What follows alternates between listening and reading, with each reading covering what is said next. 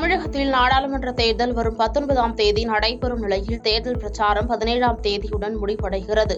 இறுதிக்கட்ட பிரச்சாரத்தில் அரசியல் கட்சித் தலைவர்கள் ஈடுபட்டுள்ளதால் அரசியல் களம் பரபரப்பாகியுள்ளது.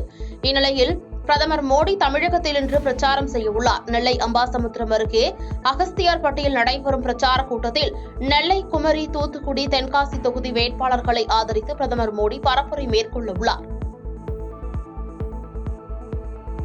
தமிழகத்தில் நாடாளுமன்ற தேர்தல் வரும் 19ஆம் தேதி நடைபெறும் நிலையில் தேர்தல் பிரச்சாரம் 17ஆம் தேதியுடன் முடிவடைகிறது. இறுதிக்கட்ட பிரச்சாரத்தில் அரசியல் கட்சித் தலைவர்கள் ஈடுபட்டுள்ளதால் அரசியல் களம் பரபரப்பாகியுள்ளது. இந்நிலையில் காங்கிரஸ் தலைவர் மல்லிகார்ஜுன கார்கே தமிழகத்தில் இன்று பிரச்சாரத்தில் ஈடுபட உள்ளார்.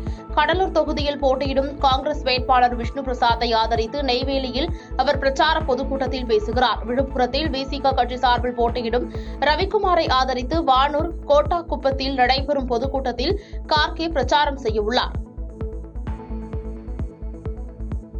சென்னை தலைமை செயலகத்தில் தலைமை தேர்தல் அதிகாரி சத்யபிரதா சாஹூ செய்தியாளர்களை சந்தித்து பேசினார். அப்போது தமிழகத்தில் மக்களவைத் தேர்தலை அமைதியாகவும் சட்டம் ஒழுங்கு பிரச்சினையின்றியும் நடத்த வசதியாக 190 கம்பெனிகளை சேர்ந்த துணை ராணுவ படையினர் வந்துள்ளதாகவும், மேலும் 10 கம்பெனி துணை ராணுவ படையினரை அனுப்பி வைக்க வேண்டுமென கோரி இந்திய தேர்தல் ஆணையத்திற்கு கடிதம் அனுப்பப்பட்டுள்ளதாகவும் தெரிவித்துள்ளார்.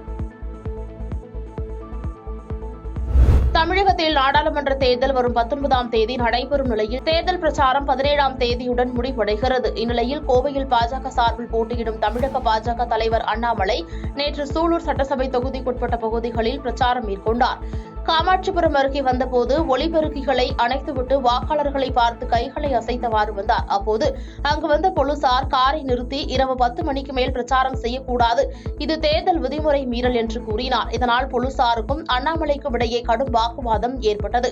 தொடர்ந்து அண்ணாமலை மற்றும் பாஜகவினர் சாலையில் அமர்ந்து மறியலில் ஈடுபட்டனர். இதனால் அண்ணாமலை மீது சூலூர் காவல் நிலைய போலீசார் 2 பிரிவுகளின் கீழ் வழக்கு பதிவு செய்துள்ளனர்.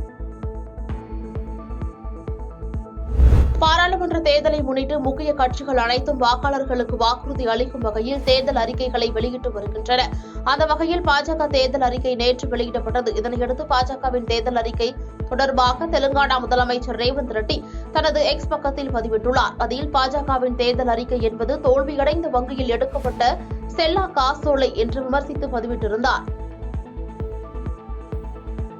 பாதகம் செய்பவரை கண்டால் நாம் பயங்கொள்ளலாகாது பாப்பா, மோதி மிதித்து விடு பாப்பா, அவர் முகத்தில் உமிழ்ந்து விடு பாப்பா. அண்மை செய்திகளை உடனுக்குடன் தெரிந்து கொள்ள இணைந்திருங்கள் இயம்நாடு தொலைக்காட்சியுடன்.